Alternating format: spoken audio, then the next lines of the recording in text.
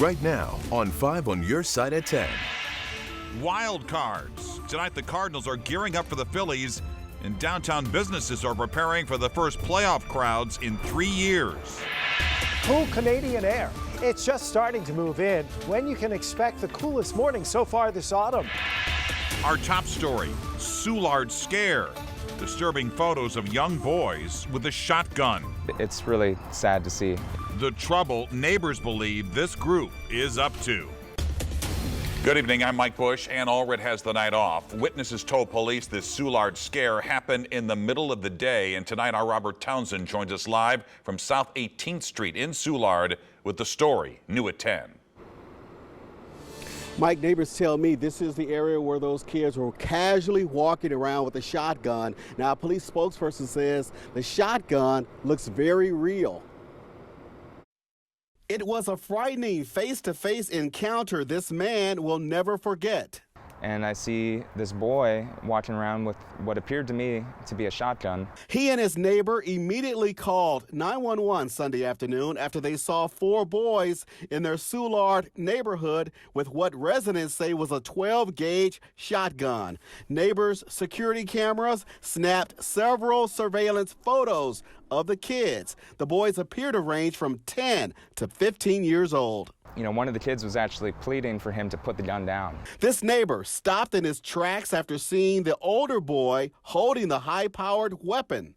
And he walked right past my door, and when my dogs started barking at him, he actually went and pointed the gun at the noise and, you know, facing straight into our window. Police went to the neighborhood, but by the time they got to South 18th Street, the boys were gone. This is starting to ramp up. People in Soulard are convinced the young boys seen in these unsettling photos are the same kids who tried to break into cars and stole packages off residents' porches in recent months. You know, again, the older kid was convincing these younger kids to go down the street and, you know, grab the packages. We have seen these images downtown. We see them in North St. Louis, North County.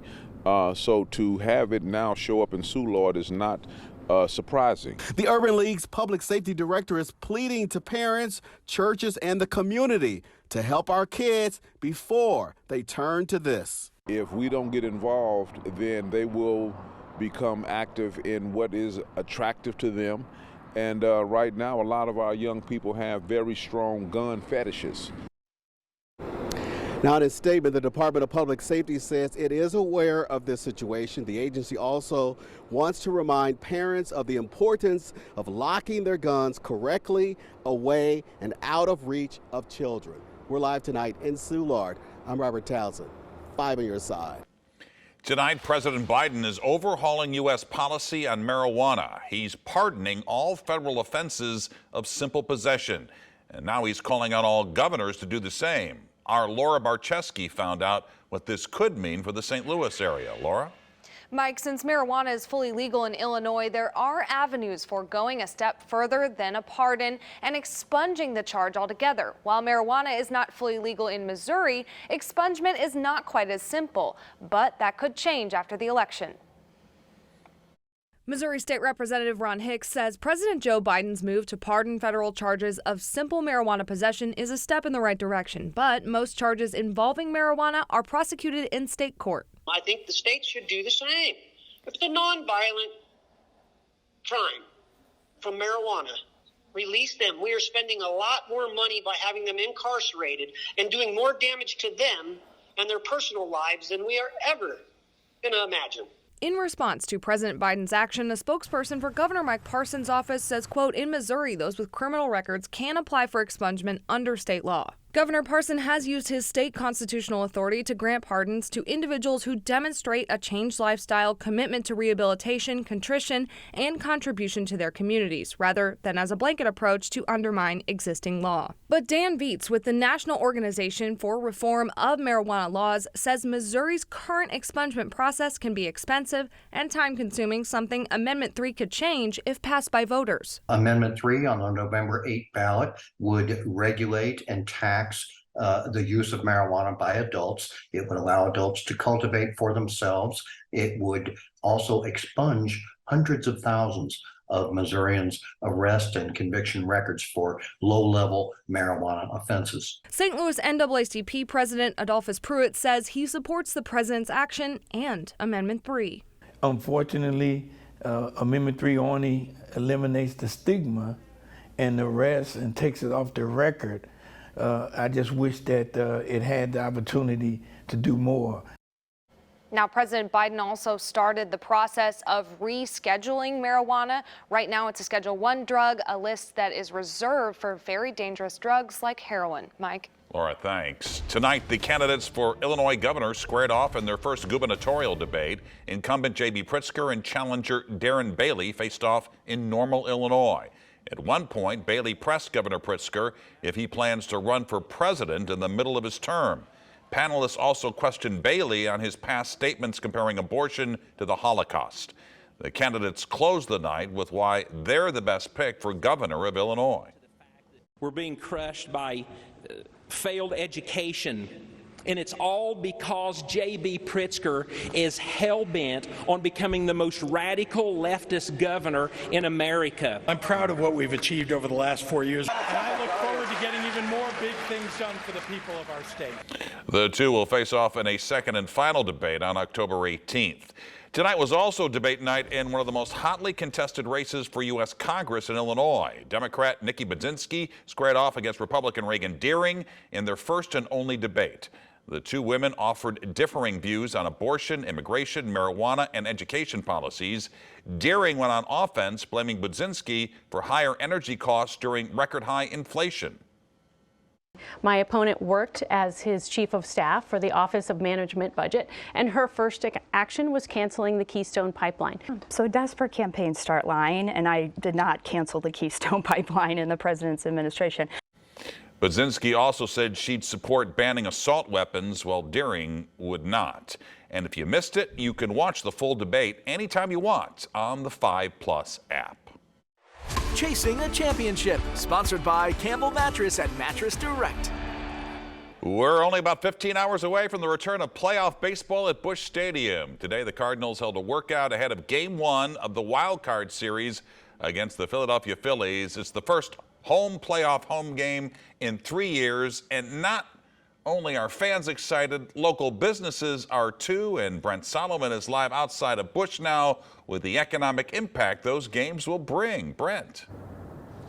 All right, Mike, we all know St. Louis is loyal to its Redbirds, so not only will all of the fans be flocking right here downtown, but it's also estimated that about 40% of those who show up to the games are from out of town.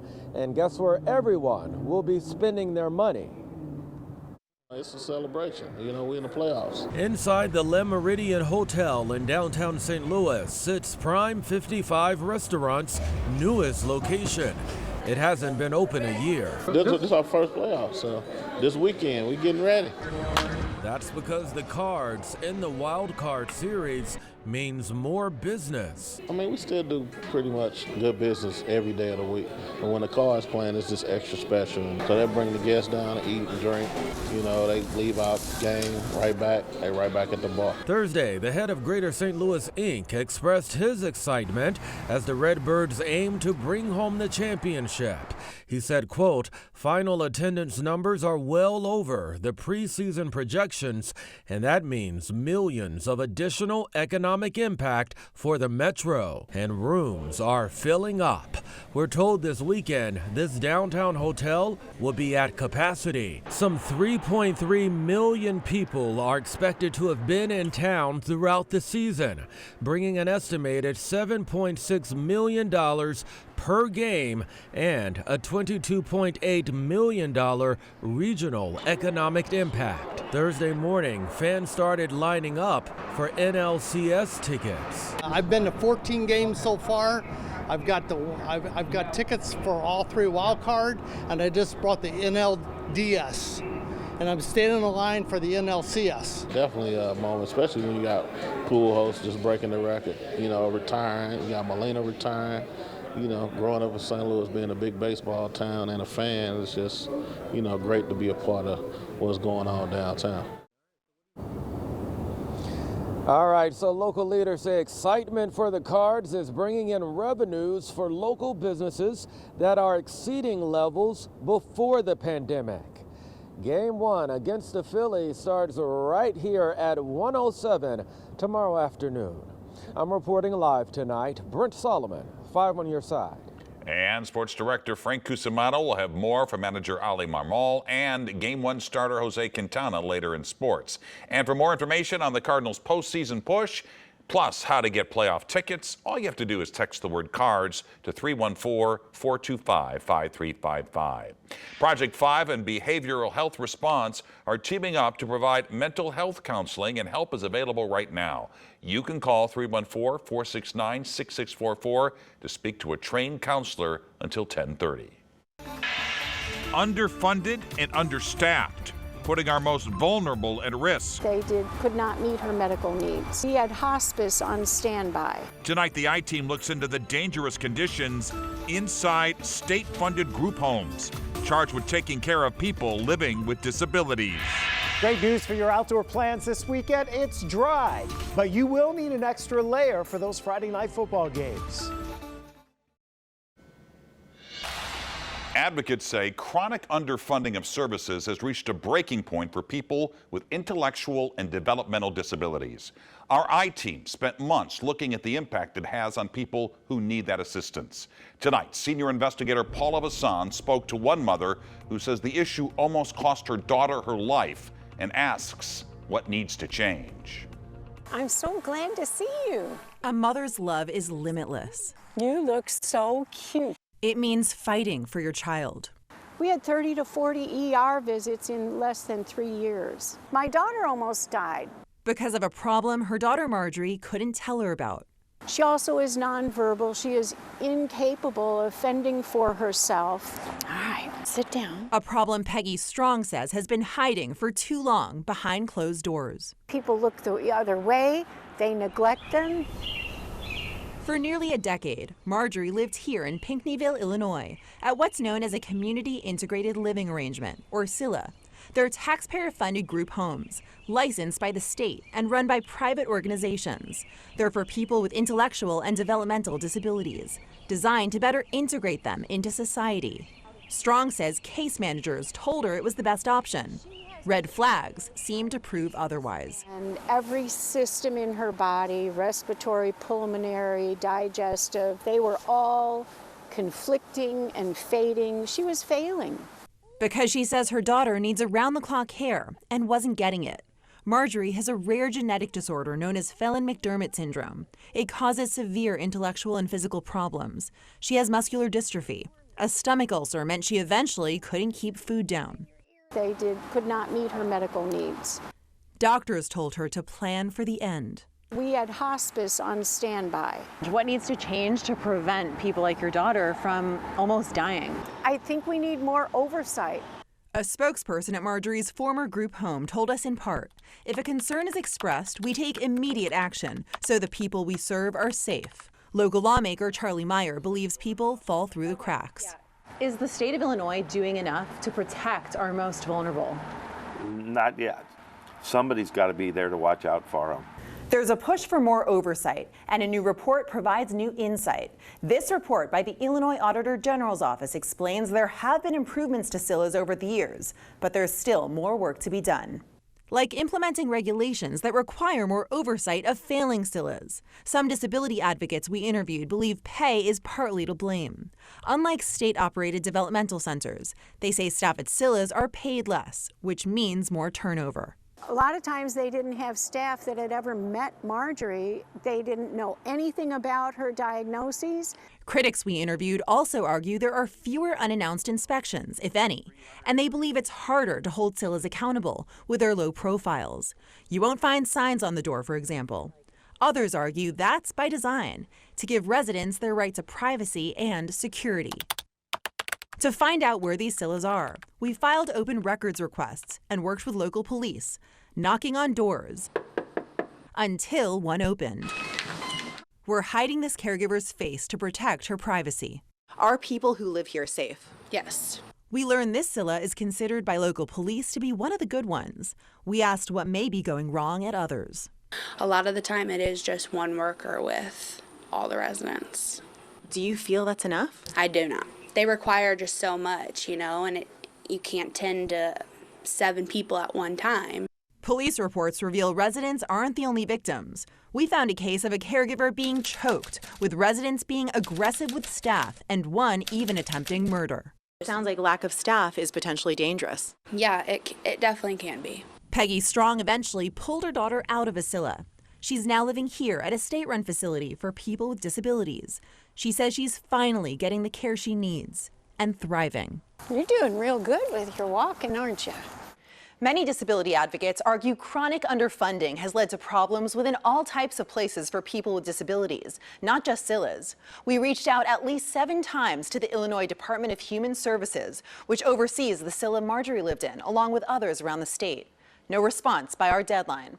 For more on this topic, including extended interviews, head to ksdk.com. Well, it's that time of year where colors are popping up all across the bi-state. Take a look at this clip we captured of some beautiful foliage out of Grafton, Illinois from earlier today. And speaking of fall, let's head over to Chief Meteorologist Scott Connell to get a look at some of the big changes for us in terms of temperatures. Yeah, and Skylands 5, it's coming. Skylands 5. It's coming. There's the microphone. Yeah, Skylands 5 was looking at that earlier today, and we're nowhere near peak color yet. So we're starting to see a little change. So it's patchy at this point. But you might have noticed that there's more leaves falling across the area a little sooner than you might think. Well, part of that's probably because we've been on the dry side. We were in a drought and very dry up until we had the flooding at the end of July and into early August. And then since then, we haven't had a whole lot of rain. And that drought monitor came in this morning, and out in mid-Missouri, out in southwest Missouri, the drought is a much more serious thing. But we are abnormally dry here in the western and northern parts of the metro area. That includes Grafton, and also down across southeastern portions of Illinois and back across southeast portions of Missouri. And not much rain from the front that's coming through the area tonight. The front sliding into St. Louis. We had some scattered showers and thunderstorms that were up to our north and east. Most of those fizzled before they could get in the area, but up into Greene and Macoupin County, parts of Montgomery County, it looked like just a little shower action there before it's kind of finally all fizzled out. It is cooler to our north. Temperatures only in the lower 50s as you go up into Iowa. Right now in St. Louis, we're still at 67 degrees. 81 was our high temperature today. Nowhere close to a record, but that's way above average for this time of year. And just a trace of rainfall at Lambert. Overnight, we're watching those temperatures drop back into the upper 40s and lower 50s. Tomorrow, metro area will start with a few clouds early in the morning. Then those clouds are going to tend to break up as we head into the afternoon hours. We'll have a pretty stiff breeze out of the north-northwest. Could be a little gusty at times, and it's going to be cooler. We're only in the low 60s for high temperatures for tomorrow afternoon. Now, we move it on and we talk about the potential for frost and freeze. We're getting close to the mid-30s, low 30s here. So north and west of St. Louis, definitely the potential of some frost. There is a freeze watch up in Pike County. As far as the ball game goes this weekend, there you have it. It's chilly for all of the ball games, at least 2, Friday and Saturday. Saturdays at night could be in the upper 40s by the end of the game. It'll start to warm up a bit on Sunday. Heading into next week, we might see some rain as we push towards Wednesday. All right, Scott, thanks. Frank is here with sports. Mike, wait till you hear what Albert did for a member of the Phillies. Wait till you hear what A-Rod thinks about Albert. And we'll have the latest on the Cardinal closer situation. Stick around. If you have a tip for the 5 on Your Side I-Team, call us at 314-444-5231 or email 5onyourside@ksdk.com. All calls and correspondence will be kept confidential. Chasing a Championship, sponsored by Campbell Mattress and Mattress Direct. So the Cardinals are 272 games over 500 against the Phillies. But none of that means a thing for the next 3 days. The Phillies are throwing 2 studs to open the series, and their first 4 hitters have a combined 116 home runs. They are here for a reason. The Cardinals worked out today, and Corey Miller files this report. Well, it might be deja vu for Albert Pujols. The last time he was in the postseason for the Cardinals, he faced the Phillies back in 2011 to kick off that postseason. The Phillies are in town again this weekend for the Wild Card Series, with Jose Quintana set to start on the hill in Game 1. You know, when the Busch Stadium grass gets a fresh paint job, the postseason is upon us. And the man tasked with starting things off for the Cardinals on the mound is a guy who wasn't even on the team a little over 2 months ago. But right now, Jose Quintana is tabbed as the man for the moment. Q's done a phenomenal job. He's on a mission, and he's performed extremely well. Gonna be a big crowd, and gonna be really good for me to get this opportunity again, you know, in October. The rest of the roster is still TBD. We do know that every starting pitcher, including Adam Wainwright, is on it. We know Ryan Helsley is healthy and available. And we know Albert Pujols will take his first postseason at-bats as a Cardinal in 11 years.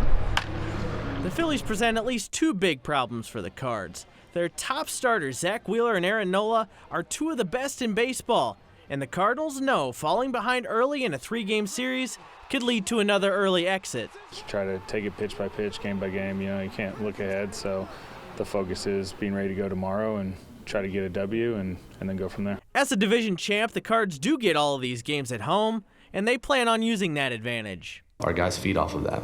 We enjoy it, and so being able to play these three at home, pretty important. At Busch Stadium, Corey Miller, 5 on Your Side Sports. Thank you, Corey. The most impressive thing I saw today, besides Mike Busch's new shoes, was Albert Pujols taking batting practice. Alex Rodriguez, who Albert passed earlier in the year in career homers, is here to broadcast the game tomorrow. He's become really an institution, and for these Cardinal great fans of St. Louis, who arguably are some of the best fans in sports, for this modern era, you're thinking about Stan Musial of this generation. So not only is he a great friend, he's a great person, and I mean, he's blown by me. He didn't pass me, he just ran right by me. Starting in center field for the Phillies tomorrow will be the Athletic CBC grad Matt Vierling. Matt had dinner with the folks tonight. Albert was one of his idols, and Matt told me today that earlier in the season, number 5 really took care of him. When he was in Philly, he signed a bat, and then I got a picture with him. Sam Coonrod, who was also on the team, he's from St. Louis. We both got a picture with him, so he was great, class act, and really nice of him to do that. It would be nice to see the Blues storm out of the gates when the NHL season begins next Saturday. They will host Columbus. Tonight didn't matter, and the Blues played in Columbus like it didn't matter. The Blue Jackets blitzkrieg the Blues backup goalie Thomas Greiss with 7 goals, and Columbus cruised to a 7-0 victory. Now, Doug Armstrong is going to be our special guest on Sports Plus Sunday, and we talked about how all-encompassing the job is of being the president and general manager of the St. Louis Blues. Craig and I text a lot late at night, not late at night, but 8, 9, 10 o'clock at night, just with different ideas, different thoughts. Kind of like the State Farm commercial and your wife's wondering who you're talking to? Yeah, the khakis. Yeah, but yeah, it consumes us, but it's a great consumption. My wife knows no different. We've been together 30 plus years of marriage, and I've been in hockey ever since, so she understands what the role is. She understands the benefits we get from this job too. He has been an incredible general manager and president for the Blues, Mike. We've been very lucky to have him. All right, Frank, thanks. Right now, inflation is impacting every part of our lives. How rising costs are changing plans to go home for the holidays. Well, today, Google released a new smartphone. The Google Pixel 7 was revealed in New York City. The phone will come in 3 colors: lemongrass, obsidian, which is a deep black, and snow. Prices start at $5.99. Twitter has a new feature for its users. Soon you'll be able to combine text, GIFs, photos, and videos all in one tweet. Before this, only one type of media could be used in a tweet. Users just have to click on the photo icon in the tweet composer and then use that feature. Well, we all know this. Inflation has Americans tweaking their holiday travel plans. According to a Bankrate survey, 43% are planning to take trips between Thanksgiving and New Year's. but 79% of them are either shortening their trips, choosing cheaper accommodations, or destinations. And experts say plan early, like right now. And there you have it. 5 on your side at 10 for this Thursday night. The Tonight Show starring Jimmy Fallon is next, and Jimmy's guests tonight, Jack Harlow and Dwayne Wade. Don't forget to start your day with Today in St. Louis. That begins at 4 a.m. Have a great tomorrow and be safe.